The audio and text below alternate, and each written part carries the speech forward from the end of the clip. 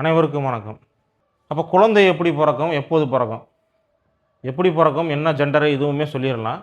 எப்போது பிறக்கும்? அந்த டைம் என்ன? அப்படிங்கிறத சொல்ல முடியுமானா, கண்டிப்பா முடியும்.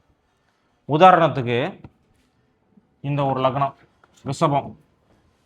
அப்போ குழந்தையை குறிக்கக்கூடிய பாவகம் வந்து லக்னத்துக்கு 5ஆம் பாவகம். 5 அப்படிங்கிறது தான் குழந்தையை தரக்கூடியது. அப்போ இந்த பாவகத்துக்கு அதிபதியா வரவர் வந்து புதன். அதே மாதிரி புத்திர காரகன்னு சொல்லக்கூடியவர் வந்து குரு. 5ஆம் அதிபதி சம்பந்தப்பட்ட நேரம் வரும் பொழுதோ ஜாதகத்தில் அதோட தசையோ புக்தியோ அந்தரமோ, அதே மாதிரி புத்திரக்காரகன்னு சொல்லக்கூடிய இந்த குரு பகவானுடைய தொடர்பு, இந்த தொடர்பு இருக்கக்கூடிய, இப்போ உதாரணத்துக்கு குரு இங்கே இருக்காருன்னு வச்சுக்கிறோம். ராசி வந்து இவங்களுக்கு வந்து மகர ராசி அப்படின்னு வச்சுக்கிறோம். இந்த குருவின் பார்வையில் இந்த சந்திரன் இருக்கிறாரு. அப்போ உதாரணத்துக்கு இந்த லக்னத்துக்கு வந்து நடந்துக்கிட்டு இருக்கிறது வந்து சனி தசை.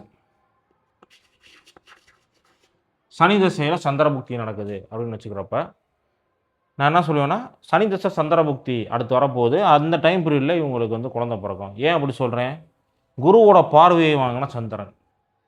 அப்போ குருவோட சம்பந்தம் அப்படிங்கிறது வரும்.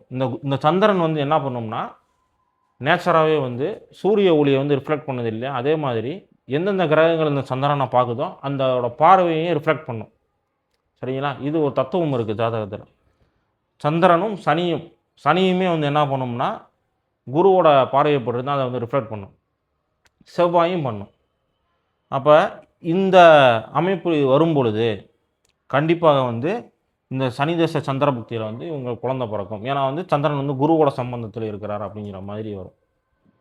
ஸோ இதை வச்சு தான் நான் வந்து சொல்கிறேன், ப்ரிடிக்ஷன் சொல்கிறேன். அதே மாதிரியும் அந்த டயத்தில் வந்து குழந்தை பிறக்குது.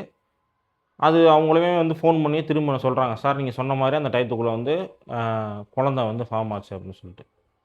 ஸோ இதுதான் வந்து அந்த அமைப்பு.